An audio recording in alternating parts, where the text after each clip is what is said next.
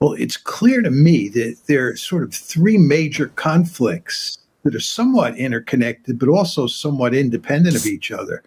One is what's been going on since October 7th in Gaza, and that's the conflict against Hamas. And then there's the conflict in Lebanon, which of course involves Hezbollah. And then there's the conflict involving Iran.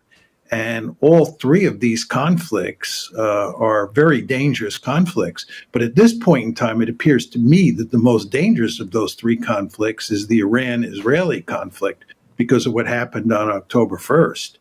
I think the potential for escalation is great there. I think the situation in Lebanon is really dire, and it would be wonderful if we could put an end to it, which we won't do. But I think the possibility of escalation there is not as great as it is with regard to Iran. So we'll get to Iran in obviously just a little bit, and I entirely agree that that's the most dangerous component of this. But let's just stick to Lebanon for a moment. For a long time, we've been hearing about this massive stockpile of precision long-range weapons, or at least weapons that can reach deep into Israel, that Hezbollah has and is able to use. And we've seen them use some of that, nowhere near their full capacity. But now what we're seeing as well is some kind of a ground invasion on the part of the Israeli military into Lebanon. And the last time this happened in 2006, it was a very bloody, difficult, protracted war for Israel. And it seems like already in just the first 2 or 3 days, we've seen a good number of IDF soldiers killed. Just in terms of the part of this which has become the ground invasion into Lebanon, how extensive do you think that's likely to go, and how difficult do you think that will be for Israel? Well, let me just make one sort of preparatory point before I answer that. The Israelis are pursuing three different strategies towards Hezbollah. One is the decapitation strategy, where they killed Nasrallah, and that's not going to work. The second is the punishment strategy, where they're basically murdering huge numbers of civilians or forcing them out of their homes, and that's not going to work. And therefore, it's not surprising that they're talking about, or they've executed, a ground invasion. What's interesting about it is there's hardly any news on what's going on. I searched all the Israeli newspapers that I read today to see if I could get some sense of what's going on, and it's very hard to find anything. Yesterday, there were all sorts of stories that an Israeli force in Lebanon had been ambushed, and there were 8 killed. 8 IDF soldiers were killed, and there were many wounded soldiers. And this, of course, is what we expected, because the IDF was going into a hornet's nest, number one. And number two, the IDF is basically exhausted from the Gaza campaign. So it wasn't surprising to see that they had all this trouble right off the bat. But if you look at the newspapers today in Israel and even in the West, there's just hardly any news. And as you and I both know, if the Israelis were making significant progress, we'd be hearing about it. And the fact that we're not hearing anything makes me think that they're already in deep trouble, which I would not find surprising. I'm not saying that's the case. But you see, the problem that the Israelis have, again, is decapitation doesn't work, punishment doesn't work, and now a ground invasion doesn't work. So where does that leave them? It leaves them facing facing Hezbollah. And this Hezbollah is capable of still firing rockets into Israel. By most accounts, they launched 150 rockets into northern Israel yesterday, and they launched 130 rockets into northern Israel today. So the idea that Israel is silencing Hezbollah or is on the verge of defeating Hezbollah is simply not true.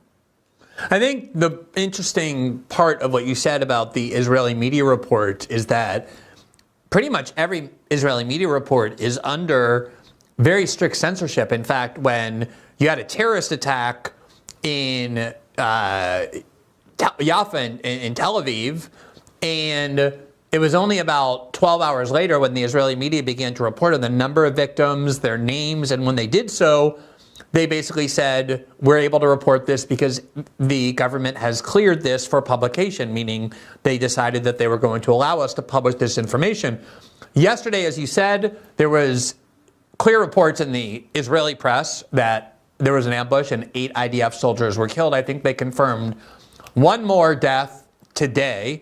And you have a lot of news reports from Lebanese media, from regional media, from Al Jazeera, from informal channels like Telegram, and even from Twitter, that are suggesting that there's a lot more damage to the IDF already imposed than the Israeli military has, or the Israeli press has been able to report. But let me ask you this argument that you made where you said decapitation doesn't work. I think a lot of people believed that when they started with that pager attack and the walkie-talkies that made everyone so excited about the genius of this attack, followed by the killing of Nasrallah and other top leaders of Hezbollah, I think a lot of people felt like, well, if you decapitate the leadership of Hezbollah and you render their communication devices unusable because they're now weapons in the hands of the Israelis, that of course you're going to hamper Hezbollah to a significant extent. Why isn't that true?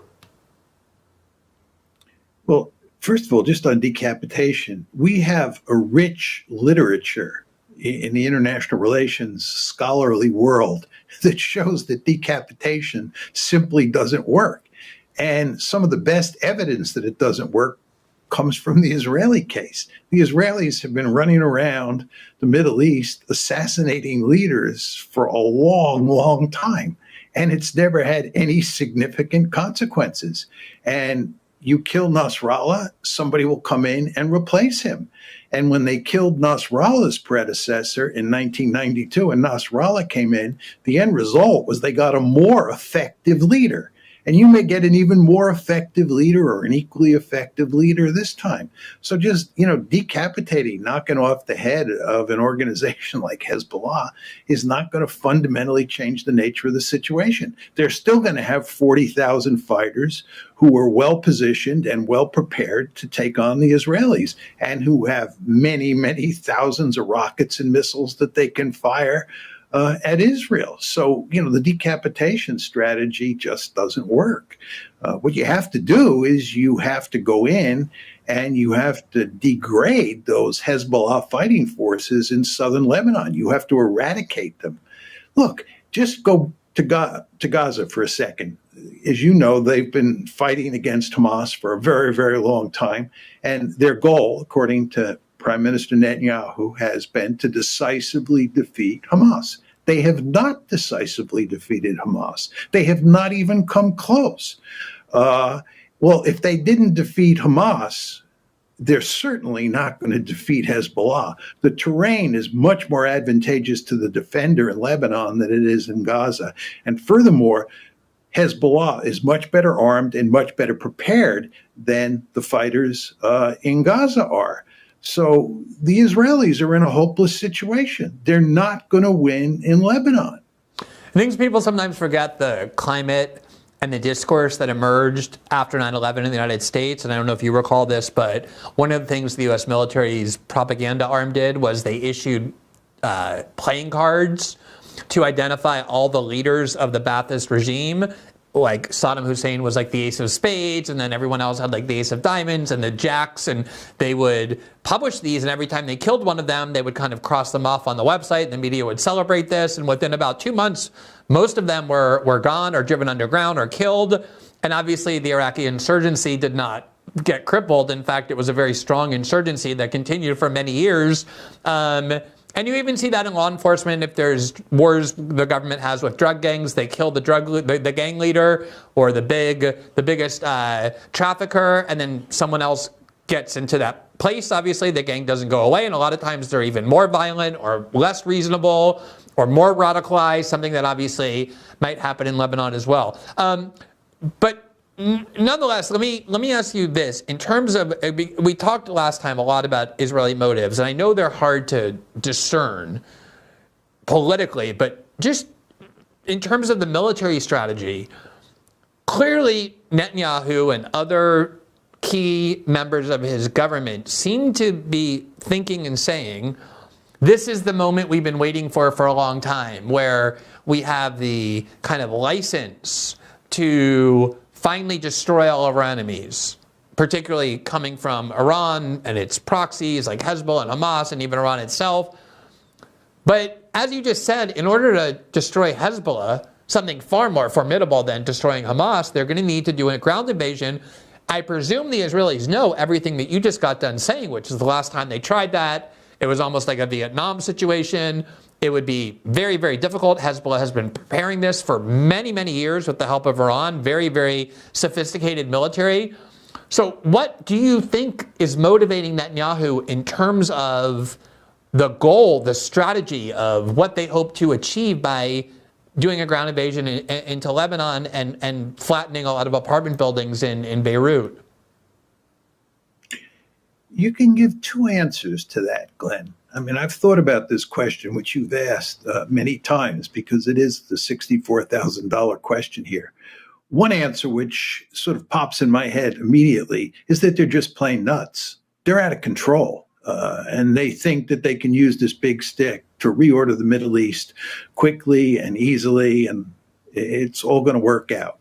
And you just sort of say to yourself, they can't possibly believe that. And if they do believe that, then they are irrational in the extreme. That's one answer.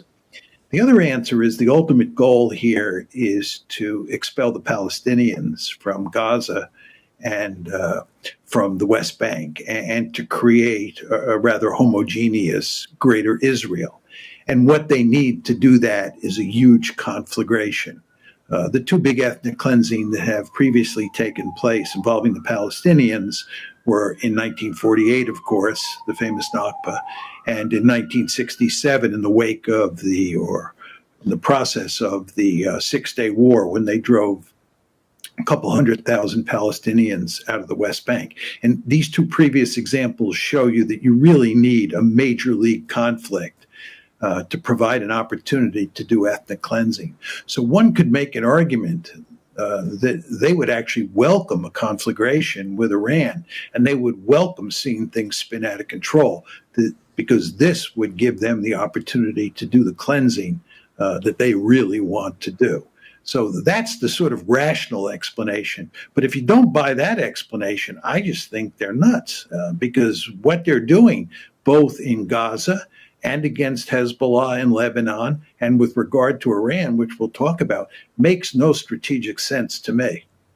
I recall very vividly, because it was such a remarkable statement, that shortly after October 7th, when the Israelis were saying, oh, we need to destroy Hamas and get our hostages back, and that's the goal of our military operation, the former Israeli Prime Minister Naftali Bennett gave an interview to The Economist, and he was much more candid, I think, about what at least he and his group of allies were thinking, and they're pretty close to the Netanyahu government. What he said was, what we really need to do now, what we intend to do now, is to show the region that there are no limits on what we're willing to do. No one can stop us. There's nothing anyone can do to stop us. And there's no moral or ethical limits that we will observe in order to defend ourselves. And what we intend to do is put the fear of God, or the fear of Jews is how he described it, into the hearts and minds of every Arab in the region, that they will remember for generations, so that they will be too afraid to ever again oppose us or attack us. That's at least a coherent rationale, whatever you think of the morality or ethics of it. But is it something that you think is a viable strategy for achieving that goal, namely making people just simply too scared to watch the Israelis, what they're going to do, and not want that to be done to them? No. As I said before, when I was describing the three strategies the Israelis have available for Lebanon, I said one was decapitation, two was punishment, and three was invasion. And what you're describing is the punishment strategy. Punishment is where you go out and you murder huge numbers of civilians. It's, by the way, what we did in World War II in Europe, but especially against Japan, starting on March 10th, 1945, and going forward to August 9th when we dropped the second bomb on Nagasaki. I mean, we were basically burning Japanese cities to the ground, murdering huge numbers of people. And we thought that would get the population to turn against the Japanese government. And earlier in Europe, we thought the bombing of places like Dresden and Hamburg would get German people to turn against the German government. It doesn't work. Punishment is not a viable strategy.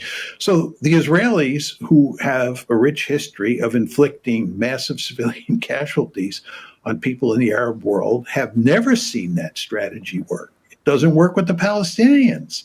You had a first intifada, you had a second intifada, then you had October 7th. And if you continue to have a greater Israel that's an apartheid state, you're going to have another October 7th or another intifada because people absorb huge amounts of punishment and they don't cave in almost all cases, and they come back to fight another day.